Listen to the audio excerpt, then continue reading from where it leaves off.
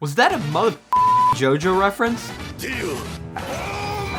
JoJo's Bizarre Adventure is without a doubt one of the biggest names in anime and manga. It's seen series like Slam Dunk, Naruto, and even Dragon Ball come and go through Shueisha's weekly Shonen Jump magazine, and is still going today with the recently announced Part 9 JoJo Lands. The author of the iconic series, Hirohiko Araki, is one of the most prolific mangaka out there, and has been working on JoJo for more than 30 years. Besides being in one of the biggest manga magazines in Japan, his work has been featured at the Louvre, Gucci stores, and even the Olympics. So many may wonder, how did a story as bizarre as JoJo get this big? I was gonna take a closer look into Araki's hard work that made JoJo what it is today, but while researching Araki's life for this video, I came to the conclusion that it wasn't necessarily Araki who made JoJo what it is today, it was the JoJo fans. The JoJo fandom is unlike that of any other fandom because they won't shut up about JoJo. Very nice, Shiza-chan! Essentially making them the Hamilton fans of anime. The concept of JoJo brain rot is very real and honestly makes sense. A series as epic and widespread can only realistically lend itself to fully consuming your brain. It's unique, it's adventurous, it's funny and bizarre.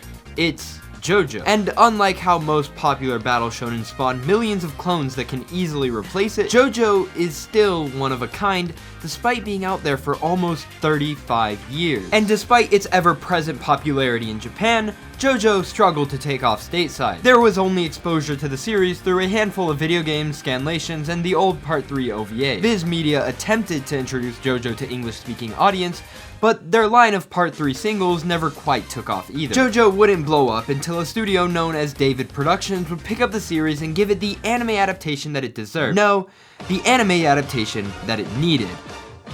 Accompanied with a heart-pounding OST and the JoJo style of voice acting that is nowadays instantly recognizable, JoJo's Bizarre Adventure became something bigger than it ever was. The very experience of watching David Productions' adaptation of JoJo is borderline addicting. You start off getting drawn into the story through vampires and 80s stylized action, then it all gets thrown through a loop when you travel with JoJo and Jojo to go stop JoJo's adopted brother from killing JoJo's mom and ending.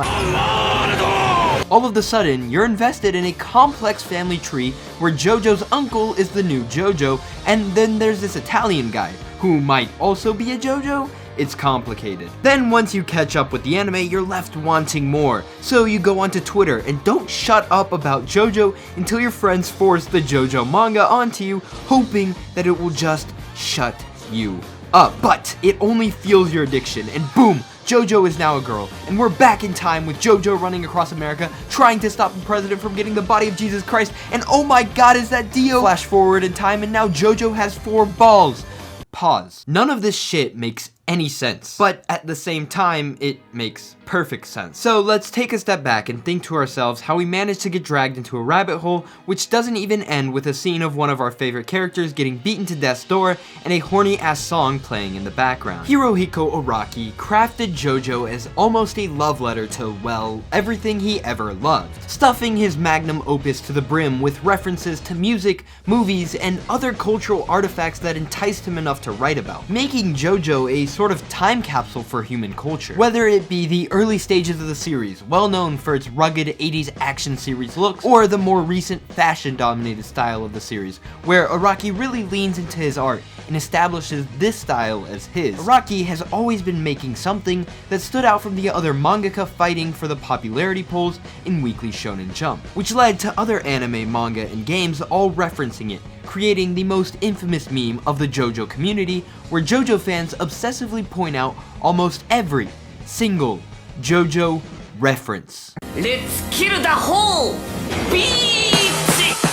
Memes that also happen to be another place where JoJo thrives, because the absolute randomness of some of the scenes lend themselves to be clipped, posted, and enjoyed by people who have never watched JoJo, or better yet, never seen an anime in their lives. Legit, last year there was a time on TikTok where JoJo posing was one of the biggest trends possible, and the majority of people JoJo posing had no clue who JoJo even was. And while JoJo clearly lends itself to trends where you don't even have to know what the hell JoJo is, that doesn't mean that the story is lacking in any sense. Araki has mastered writing the hero's journey, a narrative template that almost every single story ever told follows, and Araki's mastery of this narrative is what makes every single episode of Jojo so damn addicting. He manages to loop you into this centuries-old trap of grandiose storytelling and clashes between good and evil, but he presents these clashes in a way that can only be described as bizarre. Jojo is a story of a complex lineage fighting a blood feud that started centuries ago. No story told nowadays even compares to the scope of this legendary saga. Sure, stuff like Star Wars might be comparable, but its family tree wishes that it were as branched out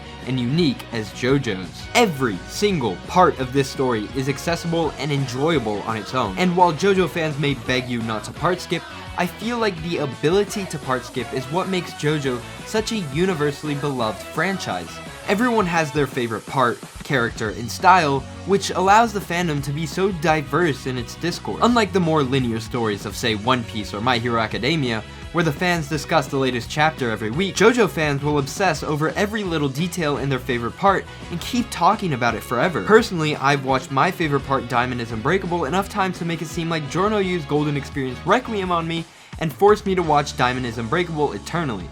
But I still love it every time. And now in 2021 we have a spanking new Jojo part which inspired me in part to make this video. A sort of love letter to Araki and the massive franchise that he created. It was through his perseverance and brilliance that this franchise really came to life and is still going. Araki's personal story is one of hard work and determination. After he grew up turning to manga to get away from his twin sisters, he started obsessing over art and drawing manga behind his parents' backs. A path that led him to drop out of college and obsess on getting published in Shueisha's weekly Shonen Jump. He had a few series predate Jojo, like Bao, where a biologically engineered human that looks eerily like Star Platinum fought in Jojo-like gory battles, but none of those predecessors would ever come close to standing near to Jojo. A series that took inspiration from rock and roll, 80s action movies, and Clint Eastwood films before Araki fully began to inject his own self into the series. And while I have enjoyed Jojo since the start, I've also loved seeing Araki's style grow and evolve over the individual parts. With every part he got bolder and took more chances, and with every one paying off. But by far my favorite gamble of his was when Araki turned and told his editors that Stone Ocean would have a female protagonist, and they laughed him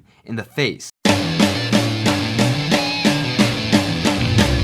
telling him that Weekly Shonen Jump is published for male audiences and that a female Jojo wouldn't do well in the ranking. And today, Jolene stands proud next to her male predecessors in her own animated part, proving that at the end of the day, Jojo is a story for everyone. An addicting and irreplaceable story. A story that always leaves you wanting more. A story so entwined with pop culture and art that it itself has become a central figure in pop culture and art. A story where fans can't help but point out any Jojo reference they notice. A story where anything can happen. A story whose popularity can only be described as one word: bizarre.